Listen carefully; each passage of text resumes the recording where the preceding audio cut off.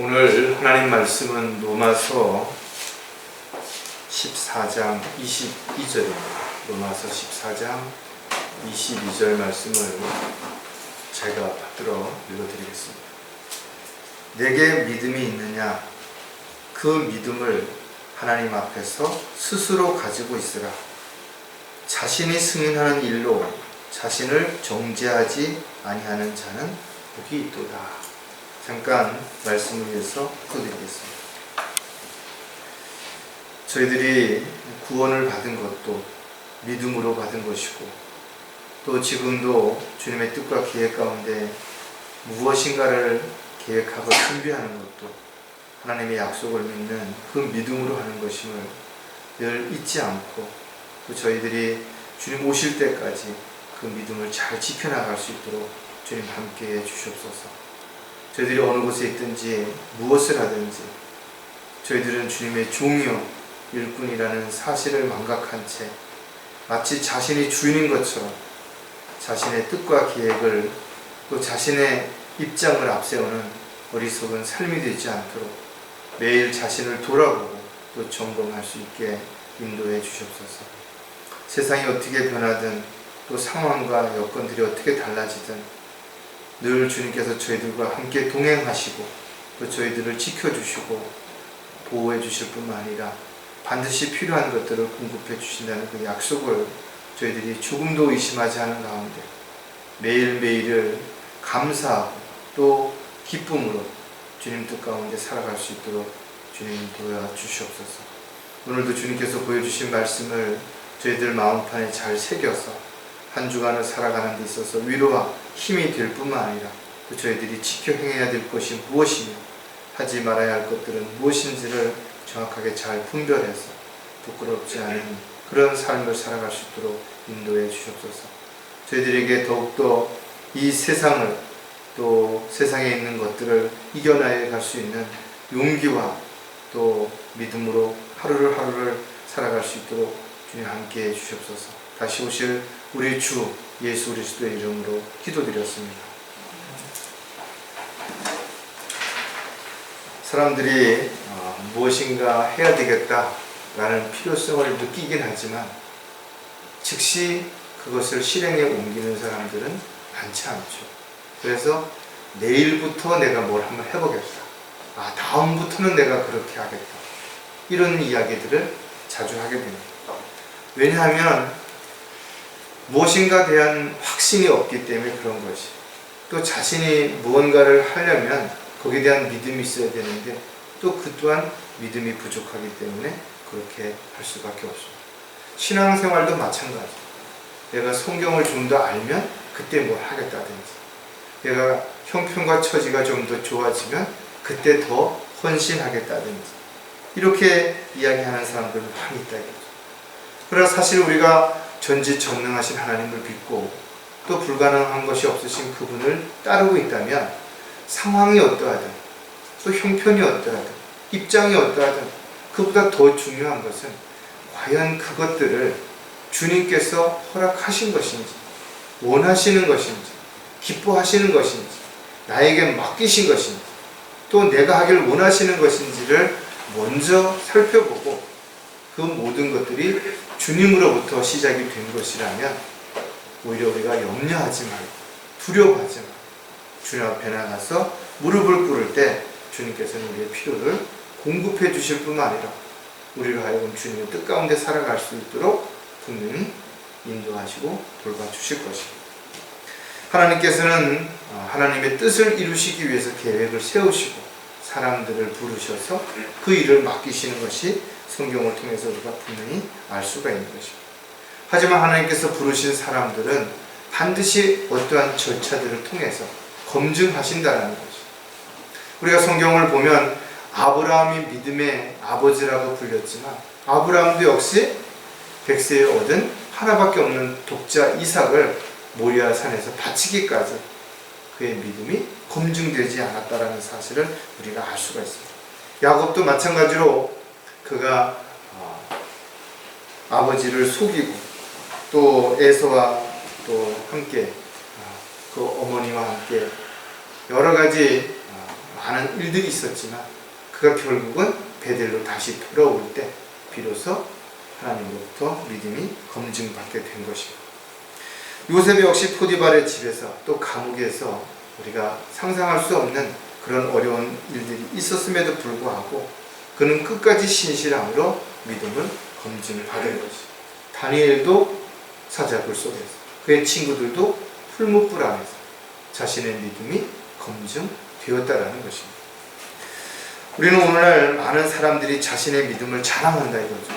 그러나 그 믿음이 과연 사람들 앞에서 또 스스로가 자랑하기 전에 하나님 앞에서 검증받은 적이 있는 것인가, 또 자신은 무엇을 어떻게 검증받은 것인가에 대해서 한 번쯤 진지하게 생각을 해볼 필요가 있을 것입니다. 오늘 설교 제목은 자신의 믿음을 검증받고 있는가.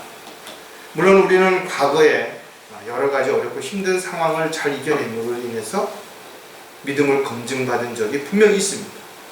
그리고 지금도 우리는 여러 가지 어렵고 힘든 상황에 처해 있기 때문에 어쩌면 지금 검증을 받고 있는 과정 속에 있는 것입니다.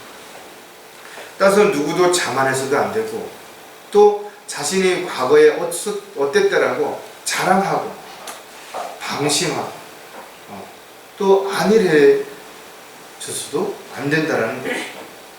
저 여러분이 무엇으로 자신의 믿음을 누구에게 검증받았는가에 대해서 오늘 우리 본문은 분명 하나님 앞에서 검증을 받아야 되는 것에 대해서 분명하게 가르쳐 주고 있는 것입니다. 아무리 사람들 앞에서, 특히 사랑하는 가족들 앞에서 검증을 받았다 할지라도 이것은 위선자로 밝혀질 수도 있다는 거예요. 얼마든지 거짓말하고 속일 수 있기 때문에 그런 것입니다. 또 가면이라는 그런 체면이라는 여러 가지의 어떤 속임수로 사람들을 속일 수 있기 때문에 그렇습니다. 따라서 저와 여러분이 정말 하나님 앞에 검증받는 방법 중에 또 하나는 자신이 하는 일도 주님 앞에 주님을 기쁘시게 한다는 그런 검증이 된, 입증이 된 그런 일들을 하고 있는 것인가. 따라서 자신이 날마다 하는 일들이, 또 하고자 하는 일들이 어떻게 주님을 기쁘시게 해드리는 것인지에 대한 부분을 성경적으로 내가 검증되어지지 않았다면 결국은 자신을 기쁘게 하는, 사람들을 기쁘게 하는 종교 생활을 할 수도 있다는 것입니다. 따라서 저 여러분이 검증을 받는 것이 그렇게 복잡하거나 어려운 것이 아니라는 것입니다. 가장 처음에 검증을 했던 부분들을 우리는 창세기 3장에서 볼 수가 있는데, 이분은 뱀이 주는 세 가지 이 부분에서 시험에서 실패한 대표적인 사람이죠. 또 지금도 우리 역시 마찬가지입니다. 수많은 사람들이 이런 부분에서 실패하고 있다는 것입니다. 하지만 예수님께서는 마귀가 주는 세 가지 시험에서 승리를 하셨다는 것을 우리는 복음서를 통해서 분명히 알 수가 있습니다. 이 검증받는 세 가지가 여러분들도 너무 잘 아는 것처럼 안목의 정욕, 육신의 정욕, 이생의 자랑, 이 세 가지. 이것은 어떻게 보면 우리가 수도 없이 들었고 읽었고 알고 있는 것이에요. 그럼에도 불구하고 여전히 지금도 사람들이 넘어지고 죄를 짓고 하나님의 뜻과 계획에서 벗어나는 가장 큰 이유는 이 세 가지 중에 한 가지라는 사실을 우리는 분명히 알 수가 있을 것입니다. 우리가 구원받은 이후에 하나님의 뜻과 계획 가운데서 헌신적인 삶을 살아왔고 또 지금도 살고 있다고 할지라도 언제 어느 때 마귀의 미혹과 세상의 유혹에 넘어질지 아무도 장담할 수 없다는 것이죠. 따라서 저 여러분은 지금도 달리고 있는 과정 중에 있는 것이기 때문에 달려갈 길을 마치고 주님 앞에 설 때까지 우리는 누구도 방심해서는 안 되는 것이고 자만해서도 안 될 것입니다. 왜냐하면 많은 사람들이 자만하다가 또 교만에 빠져서 이 세 가지 중에 한 가지에 걸려 넘어져서 세상으로 돌아가거나 하나님의 뜻을 저버리고 마귀의 종으로 살아가는 사람들이 있기 때문에 그렇습니다.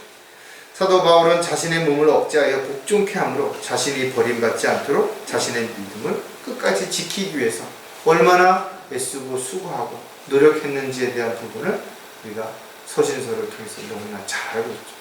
그렇다면 저와 여러분도 달려갈 길을 마칠 때까지 사도 바울처럼 자신을 억제하고 또 주님의 말씀에 복종하는 그런 자세에서 철저하게 매일 자신의 믿음을 하나님 앞에서 검증받고 잘했다고 칭찬 들을 수 있는 그런 삶이 지속될 수 있기를 다시 한번 바라는 마음에서 오늘 가장 기본적인 부분들을 또 세 가지를 생각을 해보려고 합니다. 자신의 믿음을 검증받아야 하는 첫 번째가 무엇인가 하면 안목의 정욕으로부터라는 것입니다. 사실 가장 먼저 인간에게 다가오는 시험 가운데 하나가 안목의 정욕이죠. 우리는 세상에서 참으로 다양한 것들을 보고 살아가고 있다. 또 보는 즉시 우리가 가지는 지식이라든지 능력이라든지 경험이라든지 이런 것을 통해서 비교를 하게 되는 것입니다. 그래서 자신의 이상과 현실의 차이가 너무 크게 되면 그런 사람이 가장 불행한 사람이에요. 왜? 하고 싶은 건 많은데 할 수 있는 여건과 환경과 입장이 안 되는 거지. 자기는 한 달에 한 500만 원씩 벌고 싶어요. 근데 실질적으로 그런 돈을 받을 만한 능력도, 지식도, 경험도 이런 것이 없는 거지. 또 자신을 써줄 곳도 없는 것이. 그랬을 때 사람들은 남을 탓하게 되고 세상을 원망하게 되고 심지어는 그래서 다른 사람들을 흉내내기 위해서 불법을 행하고 편법을 쓰기도 하고 심지어는 가까운 사람들을 마음 아프게 속이고 사기를 치는 그런 일들이 있는 거 아니에요. 천륜을 저버리고 부모라든지 이웃에게 나쁜 짓을 행하는 그런 죄들이 끊임없이 일어나게 되는 것이 분명하다. 저와 여러분이 이 세상을 살아가는 동안 이 세상에 속하지는 않았지만 분명 세상 속에서 살고 있다 보니 세상 사람들이 갖고 있는 것처럼 우리도 필요한 것들이 분명 있다는 것입니다. 특히 먹고 살기 위해서 많은 물질이 필요하죠. 또 아이들을 교육시키기도 하고 또 의식주를 해결해야 되는 부분들도 있고 또 노후를 대비해서도 우리는 물질이 분명 필요한 것은 사실인 것입니다. 그래서 사람들은 조금 더 좋은 환경에서 좀 더 나은 삶을 살기 위해서 그 욕심이 결국은 화를 불러일으키는 그런 일들이 우리에게 끊임없이 일어나는 거죠. 특히 바른 진리를 알고 난 이후에 또 하나님 앞에 헌신하겠다고 맹세한 이후에 현실적으로 좀 더 좋은 어떤 환경과 여건들이 자신을 유혹할 때 그것을 뿌리치지 못하기 때문에 세상으로 돌아가고 또 세상에 있는 것들에 마음을 뺏긴 채 주님과의 관계가 점점 멀어지거나 또 소원해지는 일들이 얼마든지 일어날 수 있다는 거죠. 욕심이 가득한 사람들은 절대로 진리의 말씀이 아무리 들어도 뿌리를 내릴 수 없다는 거예요. 그래서 들을 때는 그래 나도 이렇게 살아야지 또 이렇게 하지 말아야지 또 이런 걸 해야지 이런 마음을 갖다가도 돌아서면 금방 잊어버리고 현실의 불평 불만 속에서 누군가를 탓하면서 살아가는 결과를 가져온다라는 거예요. 마가복음 4장 17절에도 보면 그들 안에 뿌리가 없으므로 잠시 동안만 견디다가 후에 그 말씀으로 인하여 고난이나 박해가 오면 곧 실족하는 자들이요 그랬대요. 많은 사람들이 그렇죠. 아무런 문제가 없을 때는 잘합니다. 그런데 실질적으로 어떤 육신의 어떤 질병이라든지 사고라든지 경제적인 어려움이라든지 또 어떤 가족이라든지 또 직장 동료들 간의 갈등이라든지 이런 것들이 생기기 시작하면 현실적인 어떤 그런 부분들을 해결하기 위한 하나의 방법으로 뭔가 세상으로 돌아가서 사랑을 의존하는 그런 일들이 반복되는 거죠. 성경에서 가르쳐주는 영원한 것보다 지금 현실적으로 조금 더 나은 것을 선택하는 그런 어리석은 결정을 하게 된다는 것이죠. 지금 코로나로 인해서 경제가 침체되어 있는 거 너무나 잘 알고 있죠. 또 사람들을 잘 만날 수도 없고 또 사회적 거리 두기로 인해서 제약되는 것들이 너무 많다 보니까 많은 부분에서 바뀌고 또 많은 부분에서 어려움이 있는 것 사실인 것입니다. 이런 상황에서 마귀가 주는 달콤한 유혹 또 세상이 주는 달콤한 어떤 그런 죄악의 어떤 것들을 쉽게 받아들이거나 마음을 빼앗길 수 있기 때문에 우리가 우리의 믿음을 안목의 정욕으로부터 검증받기 위해서는 끊임없이 자신의 삶을 돌아보고 또 자신의 마음을 점검하는 그런 시간들이 반드시 필요할 것입니다. 안목의 정욕으로부터 자신의 믿음을 검증받기 위해서 우리는 끊임없이 자신에게 질문해 봐야 된다. 그 질문해 봐야 되는 여러 가지 중에 좀 몇 가지를 생각해 보면, 하늘에 소망을 두고 살고 있는가요? 자신이 정말 하늘에다가 소망을 두고, 주 안에 소망을 두고 살고 있는가요? 사람들마다 바라고 기다리는 것이 다르다는 거죠. 하지만 사람들이 무엇을 바라고 무엇을 기다리는 것인가를 좀 더 깊이 살펴보면 눈에 보이는 것들을 생각하고 또 그 보이는 것들을 갖고 싶은 그런 마음으로 소망하며 기다린다는 것이. 따라서 그리스도인들은 한 가지 중요한 사실이, 보이는 것보다 보이지 않는 것이 훨씬 더 중요하다는 사실을 잊어서는 안 되는 것이죠. 또 보이는 것보다 보이지 않는 것들을 더 사랑할 수 있어야만 우리가 올바른 신앙생활을 할 수 있다는 것이죠.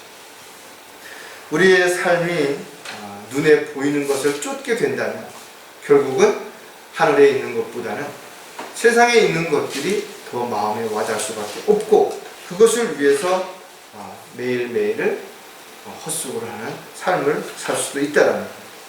고린도후서 4장 18절에 보면 우리가 바라보는 것은 보이는 것들이 아니요 보이지 않는 것들이라. 이는 보이는 것들은 잠깐뿐이지만 보이지 않는 것들은 영원하기 때문이라. 진정한 믿음은 히브리서에서 뭐라고 정의하고 있는가 하면, 바라는 것들에 대한 실상이라고, 보이지 않는 것들에 대한 증거라고 두 가지로 정의를 내리고 있는 거죠. 그렇다면 여러분들이 바라고 있는 것이 무엇이냐? 세상에 있는 눈에 보이는 것들을 바라고 있다면 결국은 세상에 있는 것들에 만족할 수밖에 없겠죠. 또 보이지 않는 것들에 대한 증거를 여러분들은 어디서 찾을 수 있는 것인가? 성경에서 찾지 못한다면 막연한 허황된 마음을 가지고 살 수밖에 없을 것입니다. 따라서 세상에 소망을 두는 사람과 하늘에 소망을 두는 사람의 차이는 바로 이런 부분에서 달라질 수 있다는 것입니다.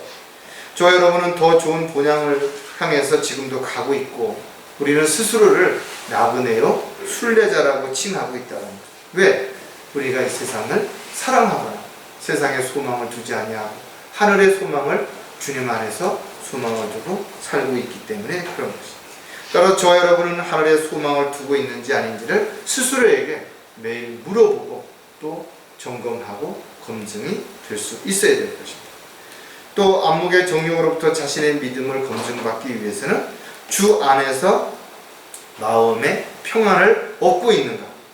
정말 스스로에게 물어볼 때, 나는 육신적으로는 지금 고달프다 이거죠. 또 이런저런 여러 가지 문제로 인해서 많은 어려움이 있지만 그래도 내가 정말 마음은 편한가? 하나님께서 나를 지켜주시고 돌봐주시고 보호해 주실 것이고 나를 바른 길로 인도해 주실 뿐만 아니라 내가 할 수 있도록 거기에 필요한 능력과 또 건강과 환경과 여건도 조성해 주실 것을 정말 나는 그렇게 믿고 있는 것이다. 우리가 영적인 부분들을 너무 강조하다 보면 혼적인 부분과 육신적인 부분들을 좀 소홀히 할 수가 있죠. 그러나 우리가 영적으로만 평안함이 있는 게 아니죠.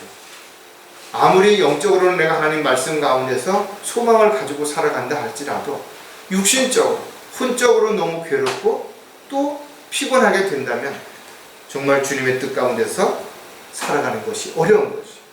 왜냐하면 많은 것을 가지고 있다 할지라도 마음이 불편하다면, 정신적으로 정말 괴롭다면 그의 삶이 그렇게 행복하지 못하다는 건 너무나 우리가 잘 알 수 있다는 거죠.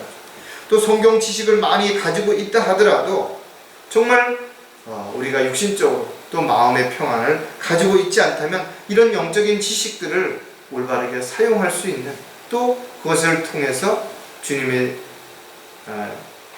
기쁘시게 드리는 열매를 맺을 수 있는 것은 어렵다라는 것이죠. 따라서 우리가 몸이든 마음이든 어떤 어려움이 있을 때 우리는 주 안에서 평안을 찾는 것이 가장 우선되어야 되는 거죠. 왜? 만약에 마음의 평안이 깨어지게 되면 점점 더 불안해지게 돼요. 불안해지게 되면 의심이 우리를 다른 것으로 이렇게 끌고 가는 그런 일이 벌어지기 때문에 그런 거죠. 고린도후서 13장 11절에 보면 형제들아 마지막으로 말하노니 기뻐하라 온전하게 되라 위로를 받아라 한 마음을 품으라 평안히 지내라 그러면 사랑과 화평의 하나님께서 너희와 함께 계시리라. 주님과 나와 함께 할 수 있는 여러 가지 방법이 무엇인가 하면 기뻐해야 되는 거죠. 그리고 주 안에서 우리가 위로를 받고 한 마음을 품고 이렇게 할 때 우리가 늘 주님과 함께 화평 안에서 승리하는 삶을 살아갈 수 있게 되는 것이죠. 주님 안에서 또 주님이 주시는 평안이 없다면 저와 여러분이 이 세상을 살아가는 건 훨씬 더 힘들 것입니다. 세상 사람들보다 훨씬 더 많은 문제와 어려움에 부딪힐 수도 있기 때문에 훨씬 더 어려울 수 있다는 것이죠. 하지만 저와 여러분이 주 안에서 진정한 평안을 얻게 된다면 때로는 육신적으로 힘들고 어려움이 우리에게 다가온다 하더라도 능히 이겨낼 수 있게 될 것이죠. 따라서 저와 여러분은 모든 삶의 문제가 바로 마음에서부터 나온다는 것을 기억한다면 우리의 마음의 평안을 얻으려면 그 삶의 문제가 주님의 뜻과 계획 가운데서 벗어나서 나의 욕심으로 인해서 비롯되는 것이 되지 않도록 늘 우리가 정신을 차리고 깨어있는 가운데서 주님의 뜻과 계획 가운데 내가 살고 있는지를 점검해 볼 필요가 반드시 있을 것입니다. 또 안목의 정령으로부터 자신의 믿음을 검증받으려면 자원에서 기쁨으로 헌신하고 있는가? 여러분들이 한번 생각을 해보시면 오늘 아침에 일주일 동안 열심히 일하다가 많이 피곤했을 것이다. 그런데 여러분들이 아침에 일어나서 교회에 오기 위해서 준비하는 과정이 즐거운 것인가요? 오늘 정말 또 교회 가서 지체들을 만나고 또 하나님 말씀을 듣고 또 내가 마음을 다해서 하나님 앞에 경배를 드리고 찬양을 드리는 이런 것들이 기쁨으로 자원해서 일어나는 것인지 어쩔 수 없이 마지못해서 시작되는 것인지를 점검해 보는 것입니다. 저와 여러분이 어떤 것도 소홀히 할 수 없는 것이 영적인 건강뿐만 아니라 혼적인 건강 또 육신적인 건강도 모두 균형을 잘 맞췄을 때 가장 건강한 그리스도인이 될 수 있는 것이죠. 영양소도 그렇죠. 아무리 좋다 하더라도 단백질이라든지 지방이라든지 탄수화물의 어떤 균형이 깨어지게 되면 오히려 좀 부족한 것만 못할 수도 있는 결과를 가져올 수도 있기 때문에 그런 것이 건강하지 못하게 되면 가장 먼저 의욕이 상실되죠. 자신감이 떨어지는 것입니다. 어떤 일도 지속할 수 있는 그런 용기와 믿음도 없어져 버리는 것입니다. 우리는 하루에도 정말 많은 사고로부터 위험을 감지할 수 있습니다. 또 많은 질병으로부터도 마찬가지죠. 따라서 우리가 건강한 삶을 살아간다는 것은 결코 쉬운 일이 아니라는 것입니다. 따라서 저와 여러분이 최상의 몸 또 최상의 마음을 가지고 주님 앞에 헌신하는 자원에서 기쁨으로 자신을 온전히 드린다는 것은 결코 그렇게 마음처럼 생각처럼 쉽지 않다는 것을 인지한다면 저와 여러분이 매일매일 자신을 돌아보는 일에 있어서 절대로 소홀해서는 안 되는 것입니다. 고린도전서 6장 20절에도 보면 너희는 값을 치르고 산 것이니 그러므로 하나님의 것인 너희 몸과 너희 영으로 하나님께 영광을 돌리라. 즉 우리는 주님의 종료일 뿐이라는 사실을 먼저 생각한다면 내가 무엇을 어떻게 해야 된다는 부분에 대해서 훨씬 더 마음의 여유를 가질 수 있고 편안할 수 있죠. 왜? 내가 뭔가를 하기보다는 주님이 시키시는 일을 하면 되니까.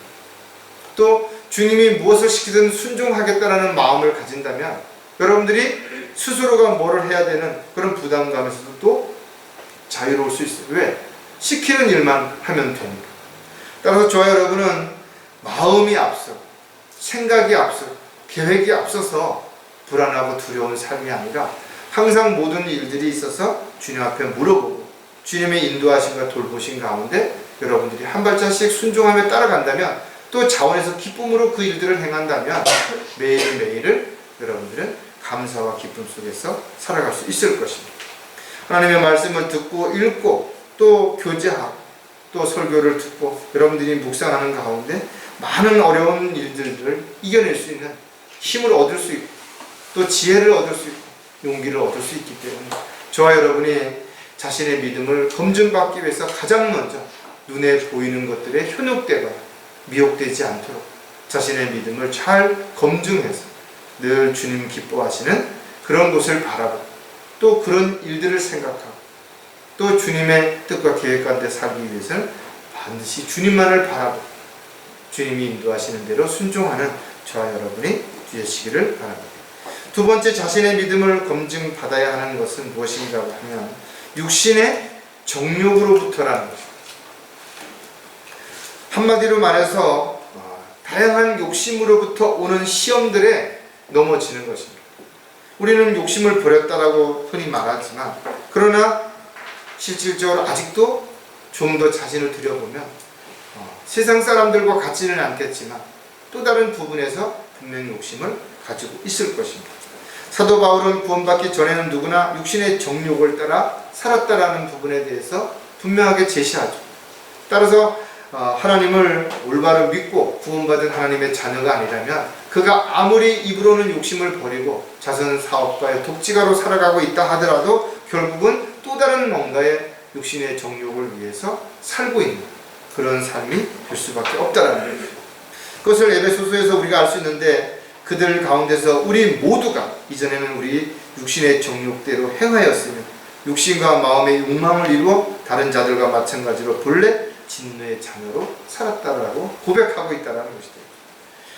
육신은 여러 가지 특징들이 있지만 성경은 성령을 거역한다라고 성경에 기록해 놓고 있죠. 또 하나님의 뜻을 대적하는 것입니다. 그 결과 세상을 사랑하고 세상에 있는 것들을 사랑할 수밖에 없다는 것입니다. 너희는 죄가 너희 죽을 몸 안에서 군림하지 못하게 하여 죄의 몸의 정욕 가운데 죄에게 순종하지 마라. 우리 안에 끊임없는 죄가 우리로 하여금 육신을 따라서 죄를 짓게 만들려고 한다는 거죠. 그래서 결국은 죄의 종이 되고 죄가 군림해서 거기에 끌려다니는 결과를 가져오는 거죠. 그래서 사도 바울은 육신의 정욕을 피하기 위해서 우리에게 가르쳐주는 것이죠. 주 예수 그리스도로 옷 입으라는 것이죠. 즉 우리의 행실이 어찌해야 되는지에 대한 부분을 우리에게 가르쳐주는 거예요. 주님이 하셨던 것처럼 우리도 그렇게 하라는 겁니다. 또 정욕을 채우기 위하여 육신을 계획하지 마라.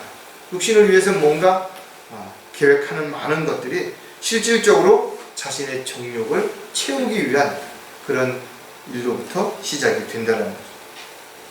뿐만 아니라 육신의 정욕을 이루지 않기 위해서 반드시 성령 안에서 행하라 이렇게 가르쳐주고 있습니다.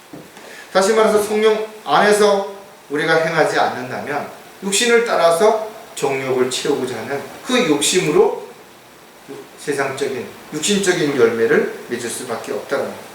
사도 바울과 같이 매일 자신은 죽은 것으로 여기지 않는다면 우리 안에서 끊임없이 죄가 살아나서 죄의 종으로 끌려가는 삶이 될 수밖에 없다는 거죠. 따라서 그리스도에 속한 사람들은 그 육신을 애정과 정욕과 함께 십자가에 처형하였느니라. 저 여러분이 그의 십자가에서 죽었고 이제 더 이상 자신을 위해서가 아니라 죽었다가 다시 살아나신 주님을 위해서 살아야 하는지에 대한 부분을 바로 육신의 정욕으로부터 우리가 검증받고 여기에 끌려다니지 않게 하기 위해서 우리에게 가르쳐주는 내용들입니다. 육신의 정욕으로부터 자신의 믿음을 검증받기 위해서 우리가 또 몇 가지 생각해 보면 자신을 만족시키기 위한 욕심을 버렸는가 질문해 보라는 것이죠. 자신이. 왜냐하면 성경은 사람의 욕심은 끝이 없다라는 것이죠. 가장 지혜로웠던 솔로몬이 생애를 마치는 그 순간에 남겨준 바로 전도서에 보면 은을 사랑하는 자는 은으로 만족하지 못하며 풍요를 사랑하는 자는 증식으로 만족함이 없나니 이것도 헛되도다. 그러니까 돈을 벌면서 만족을 취하려고 하는 사람은 조금 더 계속 그것을 채워도 오히려 더 허전해진다라는 거죠. 육신은 쾌락을 좋아하고 게으르고 악하다라고 성경에 기록하고 있죠. 여러분이 한번 생각해 보아야죠. 돈이 얼마나 있으면 만족할 수 있는가? 또 얼마나 넓은 집에서 살면 만족하겠는가? 얼마나 좋은 차를 타면, 얼마나 좋은 옷을 입으면 여러분들이 만족할 수 있겠는 것인가 이거죠. 많은 사람들이 여름에는 무엇이라고 이야기하냐면 너무 덥다, 그늘이 좀 있었으면 좋겠다든지, 시원한 냉수가 있었으면 좋겠다든지. 그러나 시간이 조금 지나고 나서 선선해지면 금방 좀 따뜻한 옷이 있었으면 좋겠다고, 따뜻한 물을 마셨으면 좋겠다고 이렇게 생각한다 이거죠. 더 좋은 것, 더 큰 것을 바라는 사람은 어떤 것이 주어져도 결코 만족하지 못한다 이거죠. 그래서 만족은 외부에서부터 오는 것이 아니라 자기 안에서 일어나는 것이기 때문에 사도 바울은 스스로 내가 만족하는 법을 배웠노라고 우리에게 가르쳐 주는 것이고, 저와 여러분도 역시 마찬가지로 다양한 과정들을 통해서 스스로 만족하는 법을 배우기 전까지는 여전히 불평불만할 수밖에 없는 그런 삶을 살 수밖에 없다라는 거죠. 전도서 1장 8절에 보면 만물은 수고로 가득 찼으나 사람이 그것을 표현할 수 없으니 눈은 보는 것으로 만족하지 못하며 귀는 듣는 것으로 채워지지 않는다. 그러니까 뭔가 일순간에 잠깐은 만족이 될 수 있겠죠. 그러나 금방 또 더 좋은 것, 더 새로운 것, 더 특별한 것을 추구하는 욕심으로 인해서 결국은 만족하지 못한다는 거죠. 따라서 사도 바울은 내가 궁핍함으로 말하는 것이 아니니 이는 내가 어떤 처지에서도 스스로 만족하는 법을 배웠기 때문이죠. 스스로 배우지 않는 한 이것은 누가 가르쳐 줄 수가 없다라는 거죠. 자신이 있는 곳에서 지금 만족하지 못한다면, 또 자신이 하는 일에서 만족하지 못한다면 결과적으로 더 좋은 일이, 더 좋은 환경이 주어진다 하더라도 일시적으로는 좋아할 수 있겠죠. 그러나 금방 또 좀 더 넓었으면, 좋았으면, 컸으면 이런다라는 것이, 어느 시대나 또 누구나 힘들고 어려운 삶이 있었던 것은 분명하다 이거죠. 지금만 힘든 거 아니죠. 코로나 때문에 지금이 힘들다라고 말하는 것은 코로나가 영향을 주는 거 분명하죠.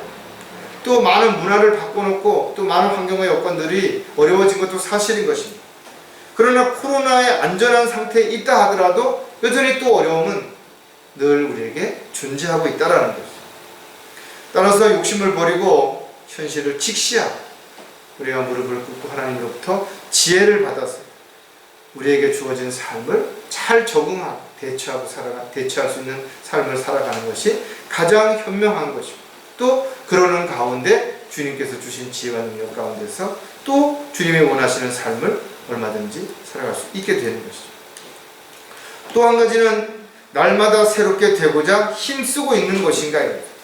왜냐하면 시간이 지나면 지날수록 많은 부분에서 사람들은 무뎌지고 안일해지고 또 습관적이 되어버릴 수 있기 때문에 그렇다는 거죠. 구원받지 못한 사람이 아무리 선하고 겸손하고 예의가 바르다 할지라도 결국 성경적으로 봤을 때 그들에게는 아직도 여전히 악한 성품들, 즉 타락한 성품들이 남아있다라는 거죠. 서로 거짓말하지 말라. 너희가 그 행위와 함께 옛사람을 벗어버리되. 그리스도인들의 삶도 끊임없이 매일 자신을 말씀의 물로 씻어내야 되는 거죠. 언제든 기회가 주어지면 우리의 옛성품이 바깥으로 드러나서 실망스러운, 부끄러운 그런 결과를 가질 수 있기 때문에 자신의 마음이 변질되지 않도록, 오염되지 않도록 매일 새롭게 점검하고 또 확인해 볼 필요가 반드시 있을 것입니다. 주 안에서 우리는 분명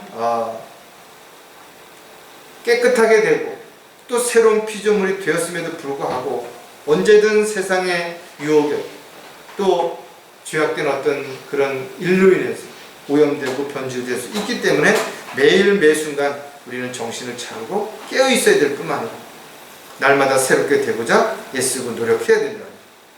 고린도후서 5장 17절에 보면 그러므로 누구든지 그리스도 안에 있으면 새로운 피조물이라.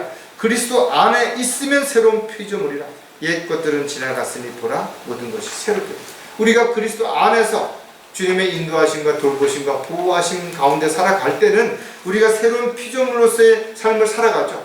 새로운 성품을 따라 영적인 삶을 살아갈 수 있다는 거죠. 그러나 우리가 주님을 떠나게 된다, 주님의 뜻과 계획에서 벗어나게 된다, 주님의 음성을 외면하게 된다면 즉시 우리는 세상에서 죄를 짓고 또 세상에 있는 것들의 마음을 뺏긴 채 살아갈 수밖에 없게 된다는 거죠.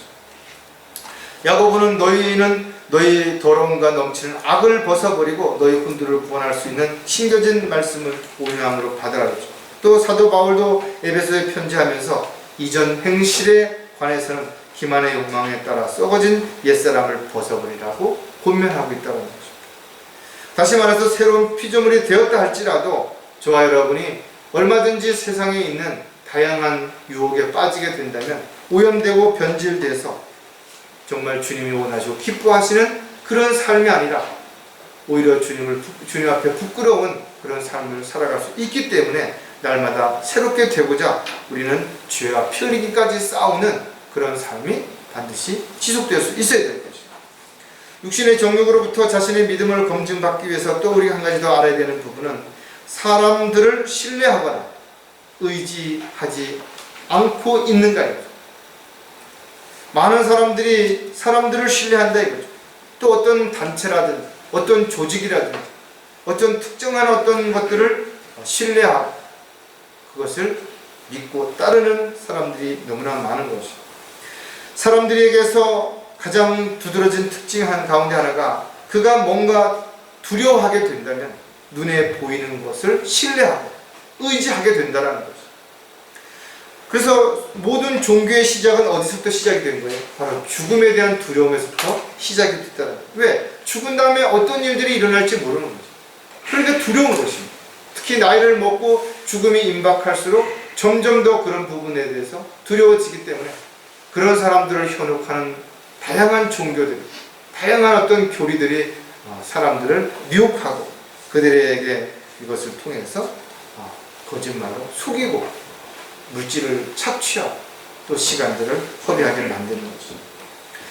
결국 어려운 상황에 부딪히게 되면 사람들은 자신이 아무것도 할 수 없다는 것, 즉 죽음 앞에서 인간이 죽음을 거부할 수도 또 부인할 수도 없다는 사실을 알게 됐을 때 사람들은 낙담하고 좌절할 수밖에 없겠죠.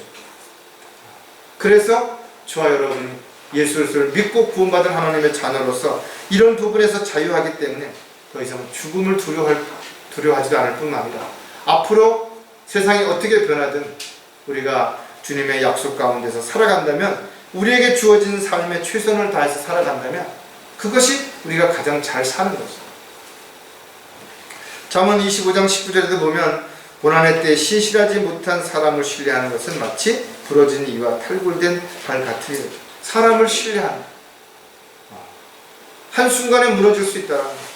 자기가 신뢰했던 사람이 하루아침에 보니까 사람들을 속이고 끔찍한 일을 저지르는 그런 범죄자로 나타나기도 하고 또 어제까지 약속을 철저히 지키겠다고 한 그런 어떤 동료가 그런 어떤 이웃이 한순간에 외면해버리고 거짓말하는 그런 사람들도 얼마든지 볼 수 있다. 심지어는 성경에는 아내조차도 신뢰하지 말라고 말씀하신 것은 무조건 의심하라는 그런 의미가 아니지 않아요.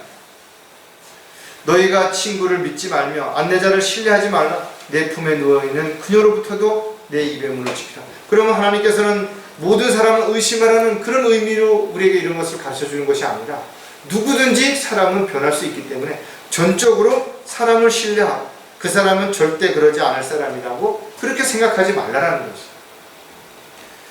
우리는 누구나 부족한 부분들이 있을 수 있죠. 누구나 잘 못하는 부분들이 실수할 수 있고 죄를 질 수 있다는 것이죠. 하지만 우리가 사람을 신뢰하게 되고 또 사람을 신뢰하는 그 어떤 부분들이 넘어서 그를 의지하게 된다면 결국은 우리가 주님의 뜻과 계획 가운데서 살 수가 없는 것입니다. 그래서 성경은 우리가 우리 자신 속에서 사형 선고를 받았으니 이는 우리로 우리 자신을 신뢰하지 아니하고 죽은 자들을 살리시는 하나님만을 신뢰하게 하려 합니다. 잘못된 신뢰가 어디서부터 오는 것인가? 가장 가까운 사람에게서 오잖아요. 사기를 누구에게 당하는 것인가? 가장 자기가 잘 안 나는 사람, 믿을만 한다고 생각했던 사람에게서 당하는 것이라는 거죠. 자신을 죽은 것으로 여길 때 죄에 대하여 세상에 대해서 끌려다니지 않을 수 있다는 거예요. 그래서 여러분들이 사람들을 신뢰하거나 의지하지 않는다면 육신의 정욕으로부터 욕심으로부터 자신을 지킬 수 있죠. 그래서 자신의 믿음을 검증받기 위해서 육신의 정욕으로부터 우리가 어떻게 자신의 믿음을 검증받아야 되는 것인가 하면 정말 욕심을 버렸는지 내가 날마다 하나님의 새로운 성품에 따라서 살고자 힘쓰고 있는지, 아니면 오직 주님만을 전적으로 신뢰하고 살고 있는지를 스스로에게 물어보고 점검해 볼 때 답은 쉽게 나올 수 있는 것이죠. 자, 마지막으로 자신의 믿음을 검증받아야 하는 것은 바로 이생의 자랑으로부터 검증을 받아야 된다는 것이죠. 사람들이 가장 많은 죄를 짓는 것 가운데 하나가 바로 자기를 사람들 앞에서 자랑하고 싶어서 그러는 거예요. 그래서 형편이 안 되는데도 불구하고 사람들 앞에 자기를 특별한 사람처럼 보이기 위해서 자신을 꾸미고 허세를 부리고 치장을 하고 이런 일들이 있죠.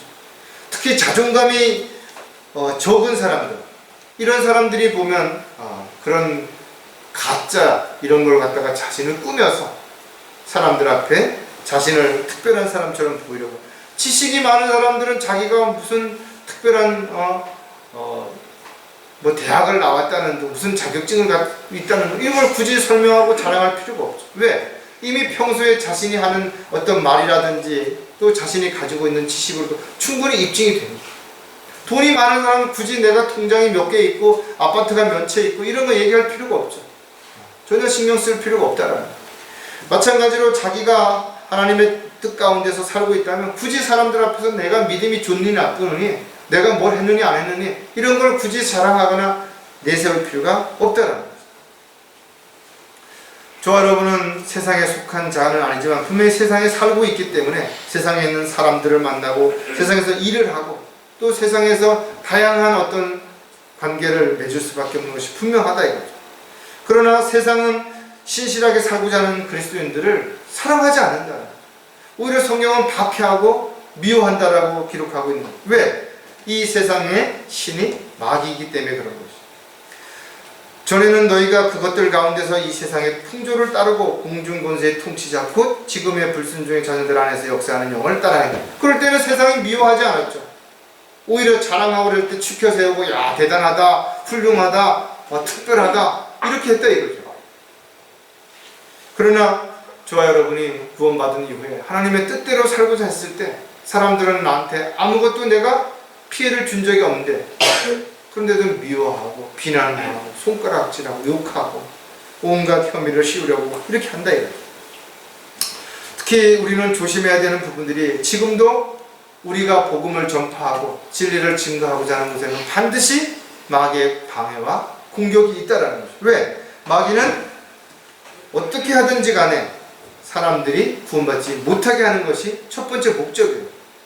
그리고 구원받은 사람들이 성장하지 못하고 헌신하지 못하고 또 지역교회가 강성해지지 못하도록 끊임없이 막고 있다는 것입니다. 마귀는 빛의 천사들로 가장해서 사람들을 속이죠. 그래서 베드로는 정신을 차리고 깨어있으라는 거예요. 왜? 우는 사자처럼 언제 공격할지 모르기 때문에 예수님께서도 아무도 너희를 미혹하지 못하도록 주의하라는 것이죠. 우리 주변에는 우리를 속이거나 미혹하려고 하는 악한 존재들이 끊임없이 존재하고 있는 것이죠. 세상은 여러 가지 제도를 통해서 우리를 넘어뜨리려고 하는 것이고 세상은 우리에게 다양한 유행이라든지 이런 것을 통해서 유혹하고 있다는 거예요. 거짓 그리스도들과 거짓 선지자들이 일어나서 큰 표적들과 이적들을 보여주어 할 수만 있다면 그 택함받은 자들도 미혹하리라. 마지막 때가 되게 되면 더욱더 다양한 신흥 종교들이 수많은 사람들을 미혹하고 넘어뜨리려고 할 것입니다. 그들은 세상 사람들보다 특별한 어떤 재능을 가지고 기적과 이적을 일으킨다든지 뭐 마술이라든지 이런 것을 통해서 사람들을 속이게 될 것입니다. 안목의 정욕을 잘 피해왔고 육신의 정욕 즉 욕심을 버렸다 할지라도 아직까지도 나는 이런 어떤 자신을 자랑하고자 하는 그런 부분을 가지고 있다면, 그런 걸 버리지 못한다면 이생의 자랑으로 인해서 결국은 무너질 수도 있다는 사실을 우리가 다시 한번 생각을 해야 될 것입니다. 자, 그렇다면 이생의 자랑으로부터 자신의 믿음을 검증받기 위해서 또 우리가 몇 가지 생각해야 될 부분이 뭐냐면 자신에게 맡겨진 직분에 충실하고 있는가요? 타락한 인간의 성품 가운데 하나가 뭔가 하면 내가 너보다는 나은데, 너보다 특별한데, 왕년에는 내가 어땠는데, 이런 것들 때문에 현실에서 자꾸만 뭔가를 부정한다라는 것이죠.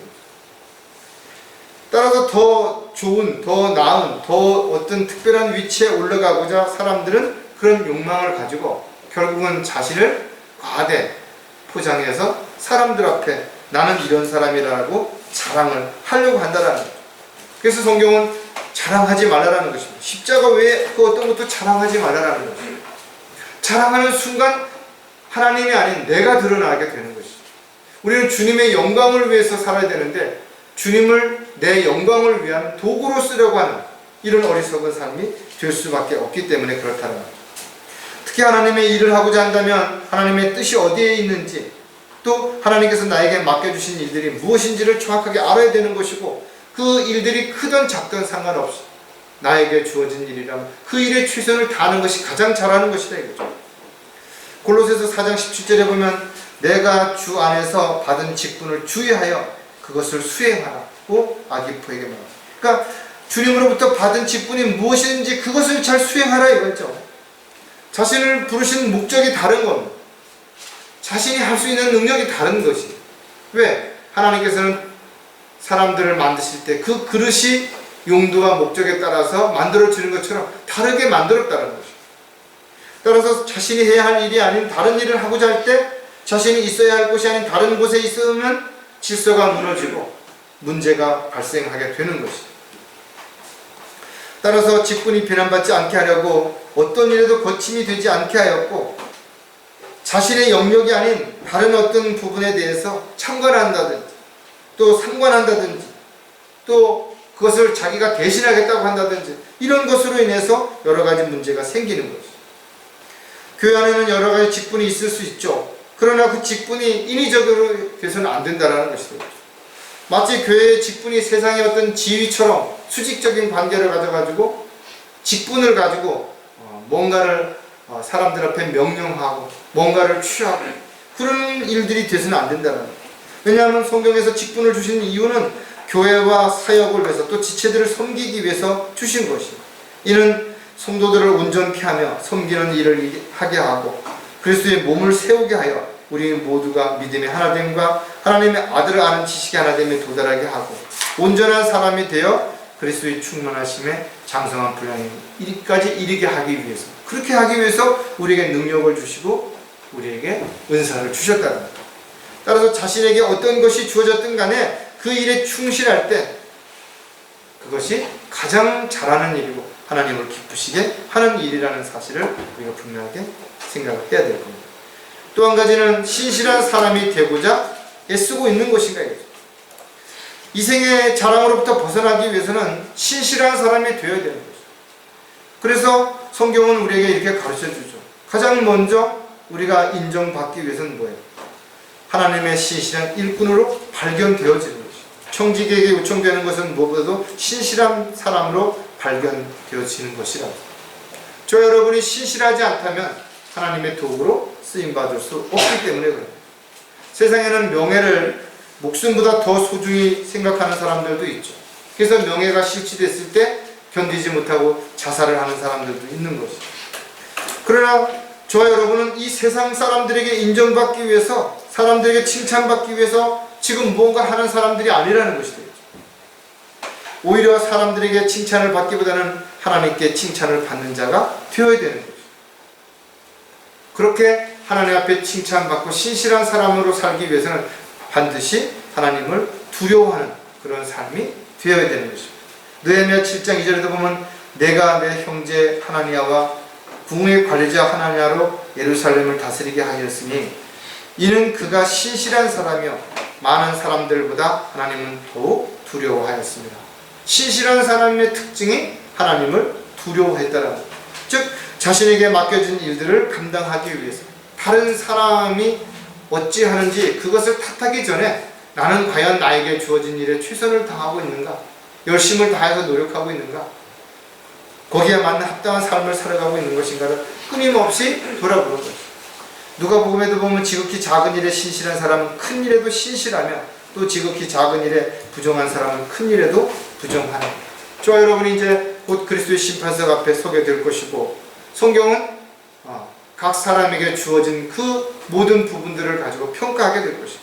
적게 받았든 많이 받았든 간에 중요한 것은 자신이 받은 것에 합당한 신실한 삶을 살았는가 못 살았는 것인가에 따라서 잘했다고 칭찬받을 수도 있고, 그렇지 못한 악한 종이라고 수치와 부끄러움을 당할 수도 있기 때문에 그렇게 하는 겁니다. 이 생의 자랑으로부터 자신의 믿음을 검증받으려면 또 한 가지 우리가 알아야 되는 부분들이 바로 영적으로 주어진 권위에 순종하고 있는 것인가. 하나님께서 영적인 권위를 허락하신 이유는 간단한 것입니다. 질서를 바로 잡게 하기 위해서 그런 것입니다. 하나님의 사역을 이루어가는 과정에서 질서가 깨어지면 아무 일도 할 수가 없습니다. 오늘날도 마찬가지입니다.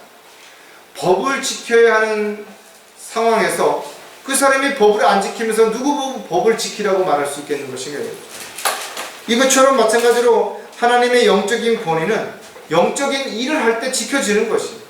하나님의 영적인 권위가 세상 일에 이렇게 저렇게 해서 안 된다 했죠.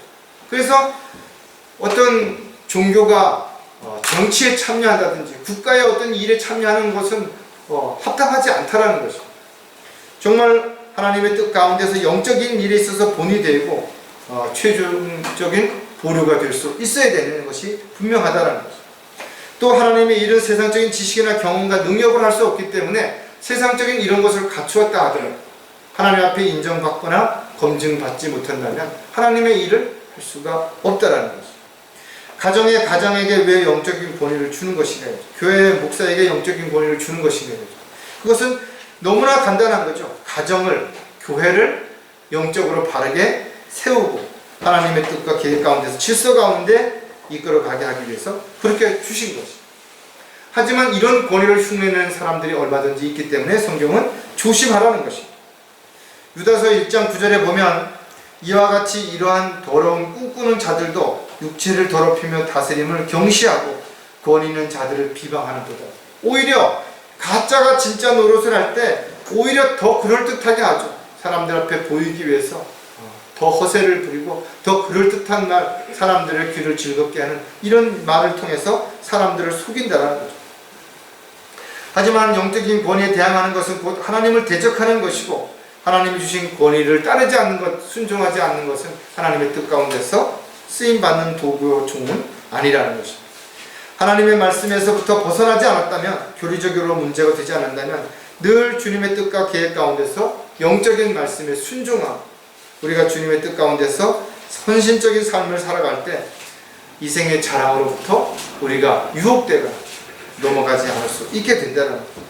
이처럼 이 생의 자랑으로부터 우리가 자신의 믿음을 검증받기 위해서는 자신 각자에게 주어진 직분의 역할에 충실하고, 또 언제 어느 곳에 있든지 크든 작든지 주님께서 맡겨주신 일들을 위해서라면 신실한 사람으로 발견될 수 있도록 그렇게 애쓰고 있는지, 또 내 뜻, 내 계획, 내 지식, 능력, 경험이 아니라 하나님이 주신 영적 권위에 순종하고 주님의 명령에 따라서 내가 헌신적인 삶을 살고 있는지를 검증해 본다면 우리는 안목의 정욕으로부터, 육신의 정욕으로부터, 또 이생의 자랑으로부터 자신의 믿음을 검증할 수 있는 바로 신실한 하나님의 도구의 군으로 살아갈 수 있게 될 것입니다. 주님의 이름으로 다시 한번 자신을 돌아보고 매일매일 하나님 앞에 검증받을 수 있는 저와 여러분이 되시기를 부탁을 드리겠습니다. 기도하겠습니다. 하나님 아버지, 오늘도 저희들은 가장 기본적인 세 가지 검증받을 수 있는 부분을 살펴보고 저희들 자신을 돌아보는 계기를 갖게 되었습니다.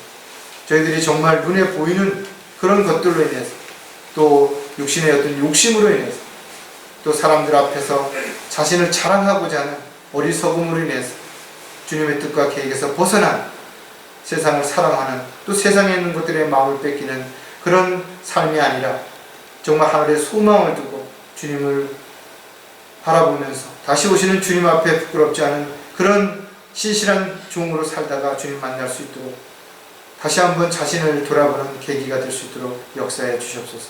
다시 오실 우리 주 예수 그리스도의 이름으로 기도드렸습니다.